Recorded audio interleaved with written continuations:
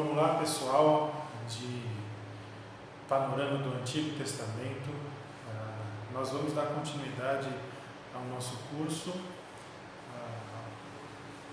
por meio de uma aula gravada, porque nós não podemos nos reunir por enquanto, mas assim que for possível, nós estaremos juntos de novo aí estudando o panorama do Antigo Testamento. Tá bom? O que eu queria passar para vocês já é que na aula de hoje eu vou passar pelo Pentateuco rapidamente por cada livro do Pentateuco, mais especificamente aqueles textos-chave que existem na apostila para cada livro do Antigo Testamento, e a gente vai comentar e conversar um pouco a respeito disso. Quero que você fique à vontade para que, enquanto você assiste essa aula, você pode muito bem entrar no WhatsApp, no grupo, interagir, mandar mensagem particular para mim, falando a respeito dessa aula, aquilo que você ficou com dúvida. Enfim, a gente pode conversar e estabelecer esse contato enquanto a gente não pode se reunir fisicamente, estarmos próximos aí fisicamente por conta do coronavírus, tá bom? Então, nós vamos falar primeiro sobre Gênesis, que fala sobre os começos, a origem de todas as coisas. E um dos textos-chave em Gênesis, tá? Você tem dois textos-chave aí, no caso de Gênesis, não acontece com todo o livro da Bíblia, mas no caso de Gênesis acontece. E o que significa o texto-chave? Tá? Só para a gente estabelecer isso, o texto-chave não significa que seja o versículo mais importante do livro em questão, mas sim que ele carrega consigo uma ideia bem próxima do que é a ideia geral do livro, tá bom? E no caso de Gênesis você tem dois, que é capítulo 1, versículo 1, e depois capítulo 12, versículos 1, 2 e 3. Então, Gênesis 1:1 é um texto muito conhecido de vocês, de todos nós, que diz: no princípio criou Deus os céus e a terra. Note que a palavra de Deus já começa com essa afirmação. Deus criou. Ele criou os céus e a terra. No princípio, ou no começo das coisas, e Gênesis é isso, é o começo. Deus criou os céus e a terra. Percebam que existe algo a ser criado e algo que é existente. O que é criado? O cosmos, a Terra, tudo que existe foi criado. Mas existe alguém que é existente, e esse é o nosso Deus. Então, a Bíblia já parte do pressuposto que Deus ele é autoexistente e ele não depende de ninguém. Ninguém o trouxe à existência, ele simplesmente existe. Tá bom? Ele existe e sempre existiu, e ele criou o cosmos a partir do caos. Não havia nada, tudo era um caos, mas ele criou e estabeleceu ordem em todas as coisas. E quando a gente pensa em céus e terra, quando pensa em céus, nós estamos falando de tudo que existe no universo, e você conhece a narrativa de Gênesis 1, de Gênesis 2, onde Deus cria todas as coisas, e ali a gente vê as coisas mais específicas sendo colocadas, né, que Deus criou. Ele criou os céus, então ele criou a terra, ele criou todas as coisas. Percebam que Deus ele é o personagem principal da Bíblia, tá bom? Isso é interessante e importantíssimo, tá bom?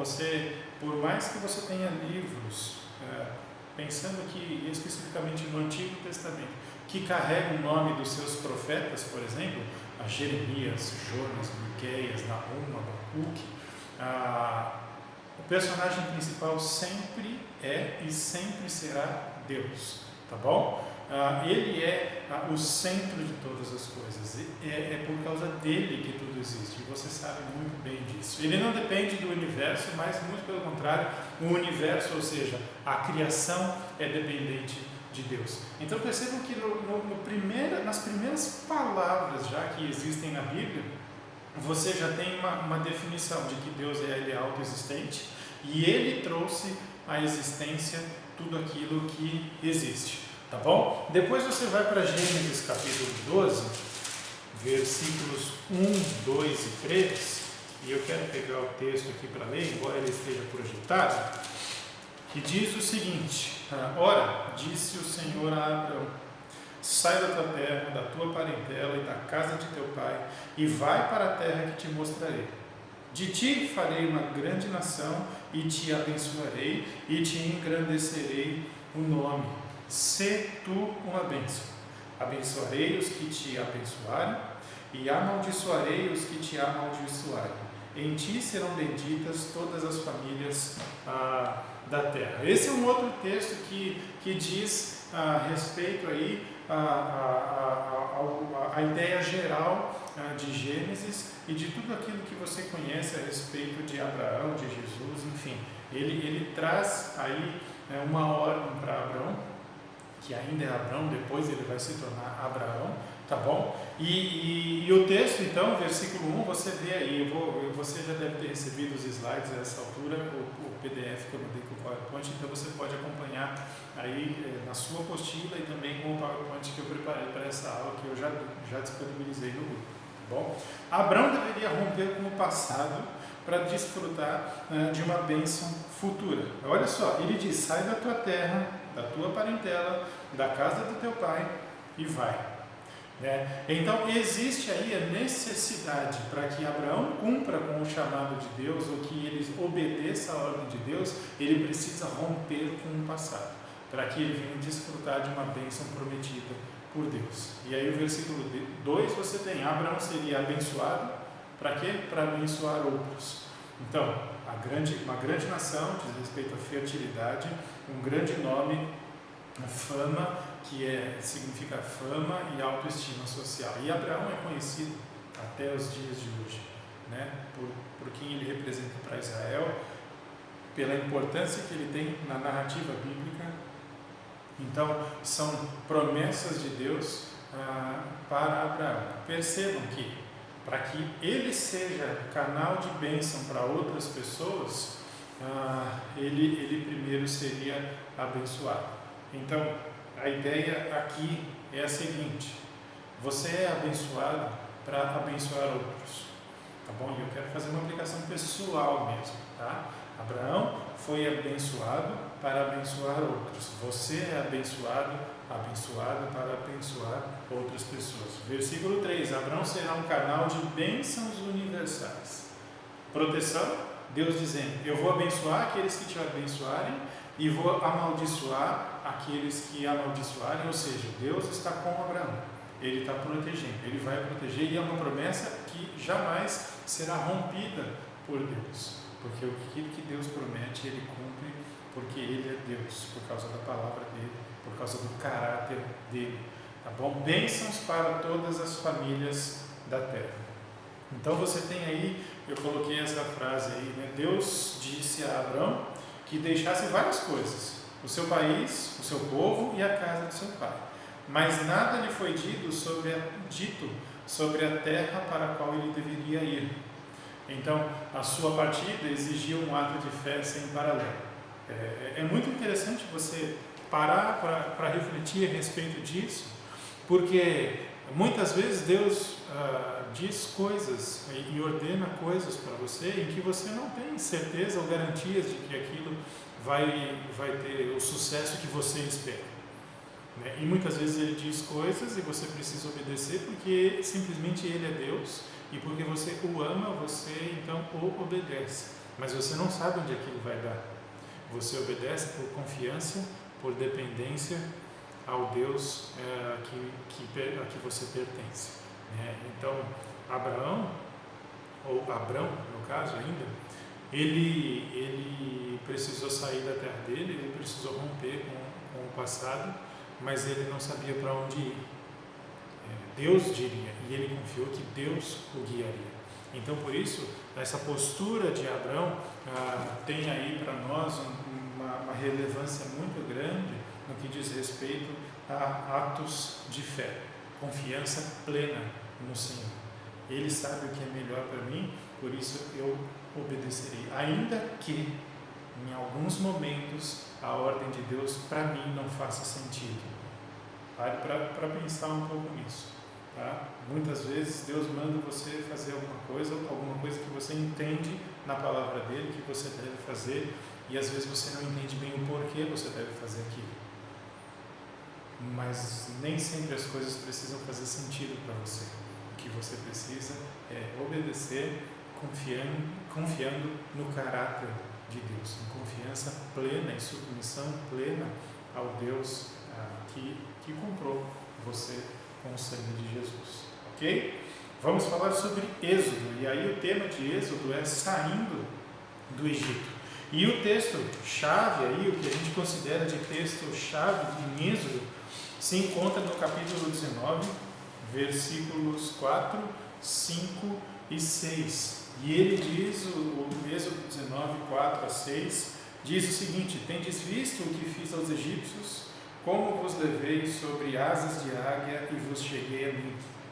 Agora, pois, se diligentemente ouvirdes a minha voz e guardardes a minha aliança, então sereis a minha propriedade peculiar dentre todos os povos, porque toda a terra é minha. Vós me sereis por reino de sacerdotes e nação santa.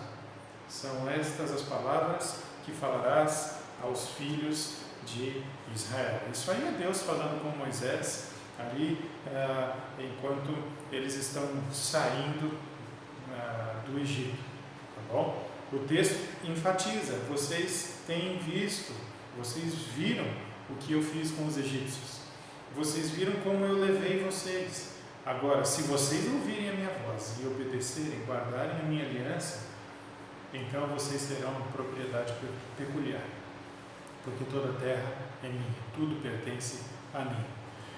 O povo de Israel, ele viu e experimentou o poder de Deus, tá?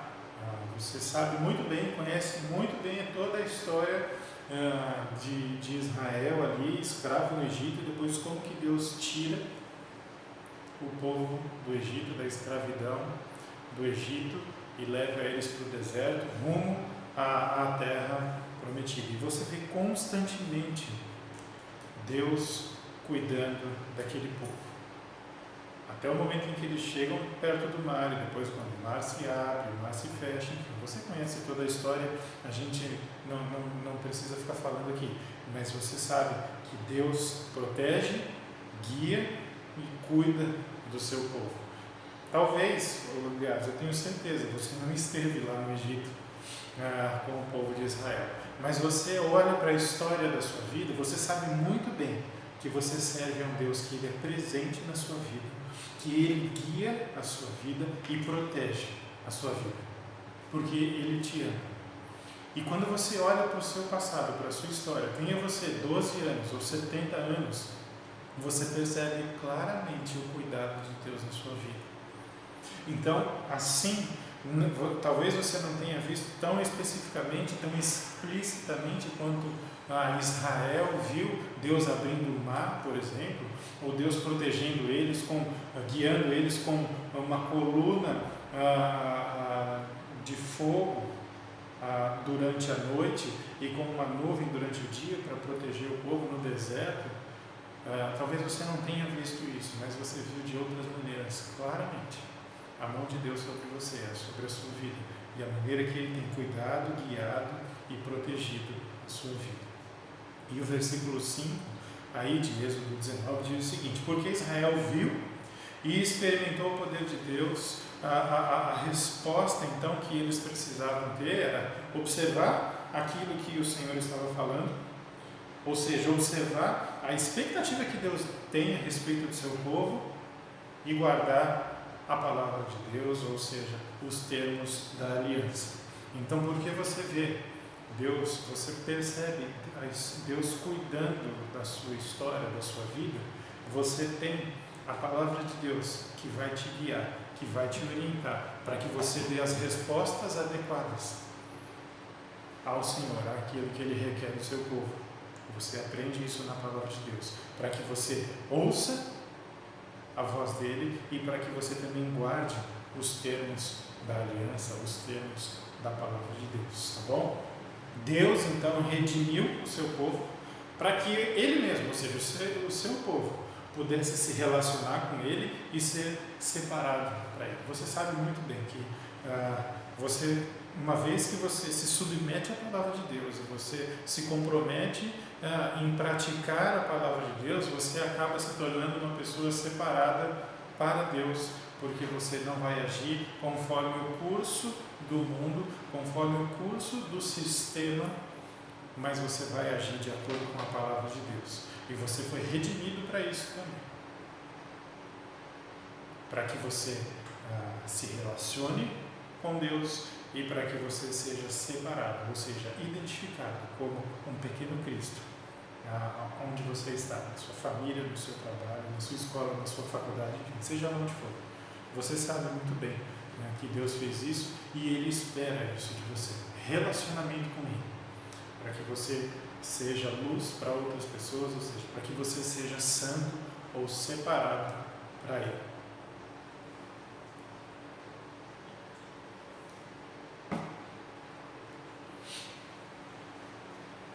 Você tem Levítico agora, leis para ficar santo. É interessante olhar para o livro de Levítico, porque a impressão que se tem é que você tem um conjunto de regras ali, muitas coisas, e que às vezes alguns chegam até a achar que é cansativo, porque parece que tem muita coisa se repetindo ali, e na verdade tem, mas a ideia aqui é a seguinte: Deus está mostrando para o seu povo que o pecado tem consequências, e para que você se apresente de modo adequado a Deus, o pecado tem um preço.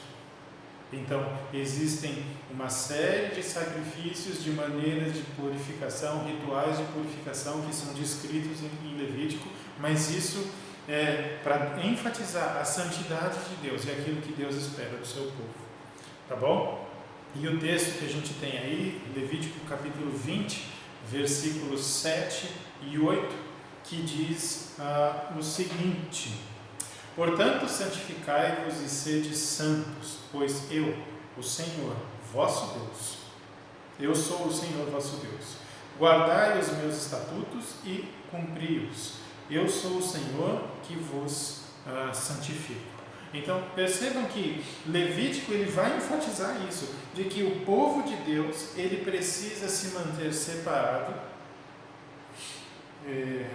e puro, ou seja, longe de qualquer prática idólatra. E você pense no contexto aqui em que o povo de Israel, que viveu por gerações escravos aí no Egito, eles estavam muito habituados com práticas idólatras de outros deuses. Você sabe que o Egito tem o Deus Sol, Deus não sei o que, Lua, enfim, você sabe muito bem disso. Então, para aquilo estar enraizado no coração do povo, não precisava de muito. Tanto que vocês conhecem muito bem a história do bezerro de ouro, nós já conversamos na última aula que nós tivemos presencial.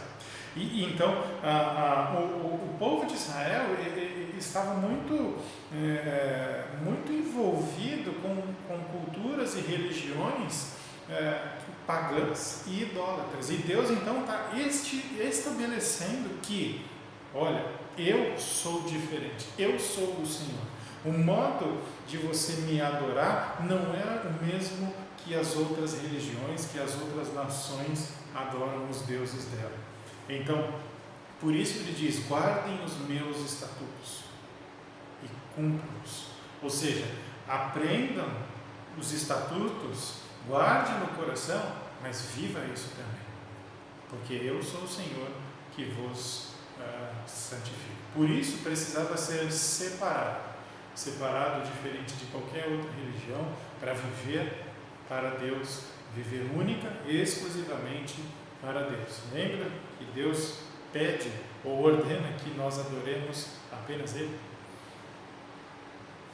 Então mesmo, e aqui, essa frase que tem aqui a respeito do, mesmo no meio dessa lista de crimes capitais, né, é porque o capítulo 20 de Levítico, ele trata da pena para diversos crimes, mas ele chega nos versículos 7 e 8 e ele dá essa mensagem aqui de que, olha, vocês precisam me obedecer, vocês precisam guardar as minhas as minhas ordenanças, porque eu sou o Senhor. Eu sou santo. E porque eu sou santo, você deve me imitar, você deve me seguir em santidade. Tá bom? Agora eu só queria pontuar aqui algo que eu acredito que você saiba. Mas caso você não saiba, tem a oportunidade agora. Nesse texto aí de Levítico 20, versículos 7, 8, e não é o único texto, é porque nesse texto aparece aí, eu sou o Senhor, vosso Deus. E você tem na sua Bíblia, quando aparece escrito Senhor, todo em caixa alta, tá bom?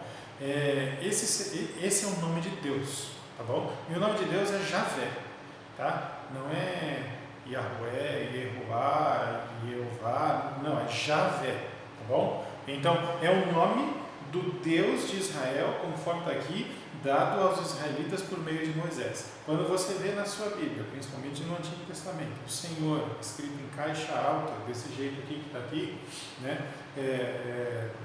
Versalete, você saiba que é o Javé, é o nome do nosso Deus. Tá bom? E quando você vê Deus escrito, simplesmente, é esse ser sobrenatural que originou e rege sobre o universo. Neste caso aqui, é isso. Mas essa palavra muitas vezes é usada para qualquer outro tipo de Deus, que é o Elohim. Tá bom? Deuses, Deus, né? Mas no caso aqui, quando ela está vinculada, ligada ao Deus, o Javé, é o ser que originou o universo e rege todo o universo, tá bom? Só uma curiosidade que eu acredito até que você já saiba, mas acho que não custa a gente registrar aqui, e se você quiser interagir sobre isso comigo, a gente pode, eu vou ter o maior prazer da gente conversar a respeito disso aí, tá bom? Vamos para Números. Números é andando no deserto, tá bom? Você tem aí o capítulo 14, versículos 22 e 23, deixa eu achar aqui. Capítulo 14, versículos 22 e 23 de Números, que diz o seguinte, 14, 22 e 23, eu ia ler errado. Nenhum dos homens que tendo visto a minha glória e os prodígios que fiz no Egito e no deserto, todavia me puseram à prova já 10 vezes e não obedeceram a minha voz. Nenhum deles verá a terra que com juramento prometi a seus pais. Sim, nenhum daqueles que me desprezaram a verá. Olha só que interessante, Deus falando para uma geração de coração duro, uma geração de israelitas murmuradora, uma geração que não estava plenamente satisfeita com aquilo que Deus faz. Tanto que ele enfatiza, nenhum deles verá a terra que com juramento prometi, e ele considera que isso foi um ato de desprezo por parte do povo de Israel. Tá bom? Então, por quê? O povo tinha visto milagres no Egito, e você tem aí as 10 pragas, a abertura do mar, você tem o maná, que está em Números 11. Eles tinham visto muitas coisas. Mas o que eles fizeram? Testaram o Senhor, colocaram Deus à prova por 10 vezes. E também o desobedeceram. Tá bom? Agora Deus diz o seguinte, olha, eu prometi que vocês teriam uma terra. Agora, essa geração é tão obstinada, tem um coração tão duro, tão insensível, que essa geração não vai entrar na terra. Agora só quem tem 20 anos para baixo que vai entrar na terra. Por isso até 40 anos de peregrinação pelo deserto, tá bom? Uma viagem que você poderia fazer em muito menos do que 40 anos. Mas por conta dessa insistência, dessa desobediência do povo, Deus falou, agora vocês vão morrer no deserto, não vão entrar e vai morrer aos pouquinhos, 40 anos, até acabar toda aquela geração, tá bom? Deus então prometeu perdoar o povo, mas declarou que toda a geração adulta que havia participado do êxodo do Êxodo e testemunhado todos os outros grandes sinais e maravilhas que ele havia realizado em favor deles, nunca veria a terra da promessa.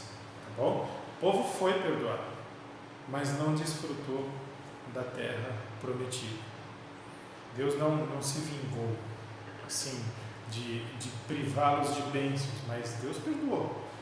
Mas também eles não puderam ter acesso à terra prometida. Tá bom?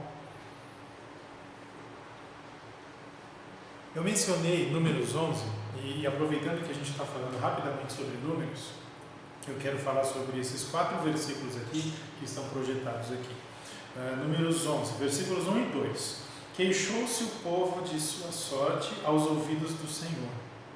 Ouvindo o Senhor, acendeu-se-lhe a ira, e o fogo do Senhor ardeu entre eles e consumiu extremidades do arraial. Então o povo clamou a Moisés, e orando este ao Senhor, o fogo se apagou. Versículos 5 e 6. Lembramo-nos dos peixes que no Egito comíamos de graça, dos pepinos, dos melões, dos alhos silvestres, das cebolas e dos alhos. Agora, porém, seca-se a nossa alma, e coisa nenhuma temos, senão este maná. Vamos lá, vamos pontuar algumas coisas aqui. O povo havia sido escravo por anos e anos no Egito. E aí vem Deus, tira eles do deserto de maneira milagrosa, de maneira espetacular, preserva a vida deles. E aí o que o povo faz? Quando vem uma pequena dificuldade no deserto, o que o povo faz? Reclama, murmura, ingratidão. E aí o Senhor então vai e começa a tacar fogo no arraial, e depois Moisés intercede e o Senhor então apaga o fogo, ok? Mas olha que interessante a fala do pessoal do Egito, ali que era escravo no Egito, essa geração que foi privada aí em Números 14, que Deus fala que eles serão privados da terra prometida. Olha como essa geração pensava e agia. O problema que a gente gosta de chamar de amnésia espiritual, né? Lembramos-nos dos peixes que no Egito comíamos de graça. Pense comigo razoavelmente que no Egito eles eram escravos. Comia de graça? Não, comia porque era escravo. Então assim, parece que o pessoal se esqueceu do que vivia no Egito. E escravo come o quê? Né? Não tem o banquete do faraó. Né? Come o resto ali, carcaça, enfim. Dos pepinos, dos melões, dos alhos silvestres, das cebolas e dos alhos. Parece que só ficou na mente algumas coisinhas bem seletivas, muito bem selecionadas pela mente corrupta do homem, daquilo que eles comiam. Agora, eu imagino isso aqui como um fim de feira, né? Porque o escravo, ele comia o que sobrava. Então, se você se lembra bem de como que o final, os minutos finais ali da feira, quando o pessoal já está arrumando toda a barraca, já tirou todas as frutas de lá, só ficou coisa no chão, aquele cheiro, é isso. E o pessoal está achando que aquilo era bom, meio estranho. Parece que existe aí uma insatisfação constante no coração do homem. Lá estava ruim, eu era escravo, eu era ruim, quero ser liberto. Agora eu estou liberto, não, lá que era bom, porque lá eu comia. Gente, isso não faz sentido. Isso é uma questão do coração do homem. Então pense a respeito disso, pense a respeito da sua vida e seja grato ou grata a Deus por aquilo que você tem no momento. A olhar para trás, talvez você já tenha vivido momentos melhores ou piores do que o que você vive hoje. Mas lembre-se do que Deus já fez. Tá bom? Versículo 6. Agora, porém, seca-se a nossa alma e nenhuma coisa vemos senão este maná. Por que eles tiveram maná? Porque eles estavam com fome. Se não tivesse maná, não ia comer. Então assim, não tinha nada, agora o que tem reclama, tome cuidado. Tome cuidado que eu e você temos essa propensão no coração, porque o nosso coração é corrupto, é enganoso, é pecador e eternamente insatisfeito. Precisamos aprender a estarmos sempre satisfeitos em Cristo Jesus, com aquilo que Deus nos permite desfrutar, vivenciar, e precisamos estar sempre satisfeitos, reconhecendo que aquela situação que vivemos, o momento, seja ele de muita calmaria ou de muita turbulência, ainda assim é Deus nos sustentando e provendo coisas para nós, tá bom? Tome cuidado quando você começar a se queixar do momento em que você vive. Tome muito cuidado e lembre-se de Números 11. Talvez possa te ajudar a refletir a respeito dessas coisas. Vamos para Deuteronômio. Deuteronômio é como a repetição das leis de Deus. Então, você tem uma segunda lei, né? Lembre-se da aliança. E o texto-chave é um texto muito conhecido de todos nós aí, que é capítulo 6, versículos 4 e 5, que diz: Ouve Israel, o Senhor nosso Deus é o único Senhor. Amarás, pois, o Senhor teu Deus de todo o teu coração, de toda a tua alma e de toda a tua força. Você conhece, é o Shema. Ouve, Israel, ouve. O Senhor nosso Deus é o único Senhor. Então Israel deveria se lembrar sempre do Senhor. E por quem Ele é, por aquilo que Ele fez, por aquilo que Ele faz e por aquilo que Ele ainda fará. Tá bom? Porque foi o Senhor que libertou a nação da escravidão do Egito. E isso deveria ser carregado com o povo de Israel por diversas gerações.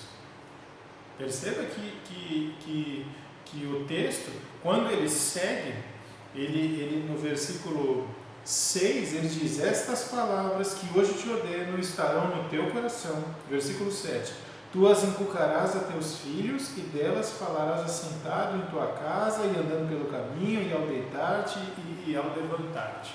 Ou seja, eles precisavam aprender a se lembrar, a guardar todos os feitos de Deus, mas também precisavam transmitir isso de pai para filho, de vô para neto, e assim sucessivamente, pai e filho, vô e neto, sempre a geração recebendo a informação do pai e do avô, e assim, para que isso nunca fosse esquecido, para que o povo sempre se lembrasse que um dia foram escravos no Egito, mas o Senhor, usando os instrumentos que Ele escolheu, os libertou da escravidão. Tá bom? E era necessário então esse amor intenso. Você precisa amar aí de todo o teu coração, de toda a tua alma e de toda a tua força. Tá bom? Você precisa aprender a guardar no coração tudo aquilo que o Senhor fez na sua vida e se submeter em obediência a Ele. Tá bom? Porque isso só vai ser possível, você só vai se submeter à palavra de Deus, você só vai obedecer à palavra de Deus à medida em que você o ama. Porque a obediência e a submissão, elas têm como base o amor de Deus por você e o seu amor por Ele. Porque se você não o amar, se você não reconhecer o que Ele fez na sua vida, o que Ele faz, você não vai ter razões suficientes e sólidas para obedecer. Então, obedecer a Deus, mais ou menos o que está escrito aqui, não deve ser confundido como uma tarefa a ser feita, um checklist, obrigações ritualísticas. Eu fiz isso, eu já fiz aquilo, eu faço aquilo outro, hoje eu não fiz, ontem eu não fiz, vou fazer 2 vezes para compensar. Não. A motivação da sua obediência a Deus é o amor que você sabe que Ele tem por você, mas o quanto você o ama. Você obedece na proporção que você ama. Você se submete na proporção que você ama. Porque se você não ama o suficiente, você ama outra coisa a mais, porque alguma coisa você ama, alguma coisa você adora. Então pense que na sua vida, o equilíbrio da vida cristã é você ter como a motivação da sua vida Deus, o Senhor Jesus Cristo. E isso vai nortear suas decisões. Porque se você amar outra coisa mais do que Deus, você vai seguir os caminhos que essa outra coisa vai te levar. E aí você vai entrar em maus caminhos. Por isso, ame a Deus com toda a sua força, com toda a sua alma, com todo o seu coração. E então você terá a motivação correta para obedecer a Deus. Tá bom? Aqui, amar o Senhor significa escolhê-lo para um relacionamento íntimo e obedecer aos seus mandamentos. Esse mandamento para amá-lo é dado frequentemente em Deuteronômio. Amá-lo devia ser sincero, com todo o coração, e permear todos os aspectos do ser e da vida de um israelita, alma e força. Todas essas frases vocês sabem muito bem, eu coloco o autor aqui, elas não são minhas, e a gente tem que dar o crédito a quem pensou e escreveu a respeito disso, tá bom? Mas é fato que toda a sua vida, né, ela deve ser vivida pela motivação do amor de Deus. O amor de Deus por você e o seu amor por Ele. Você obedece a Deus, você se submete em resposta ao amor dele por você, ou seja, obediência pelo amor. Dito isso, para a gente concluir essa etapa do Pentateuco, tá bom? A próxima aula já não vai ser mais sobre o Pentateuco, mas a gente concluir aqui a respeito desse texto que é tão importante dentro dos outros. Os outros também são, mas esse texto é tão importante para nós que, olha só, pense em você, no seu ambiente familiar. Tá? A Bíblia deve ser o tema de conversa sobre dentro da sua família. A sua conversa com o seu cônjuge, com seus filhos, com seus pais, deve ter Bíblia inserido, sempre. Princípios, histórias, enfim, eu não sei, as suas conversas é você quem sabe. Mas a Bíblia deve ser tema de conversa na família.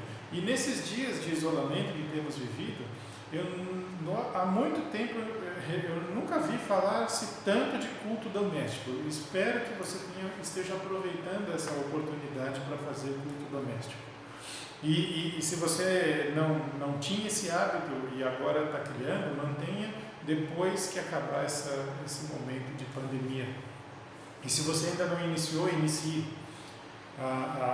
Porque a Bíblia deve ser o tema de conversa da sua família, e não só no culto doméstico. Tá? Lembra que o texto de Deuteronômio diz, olha, ao deitar, ao levantar, ao caminhar, todo tempo. A Bíblia deve estar sempre no vocabulário central da família, nas conversas, o tema central das conversas familiares, tá bom? Os pais aqui, a responsabilidade dos pais, tem a tarefa de ensinar seus filhos a amarem a Deus. Não se engane. Amar é decisão, não é sentimento.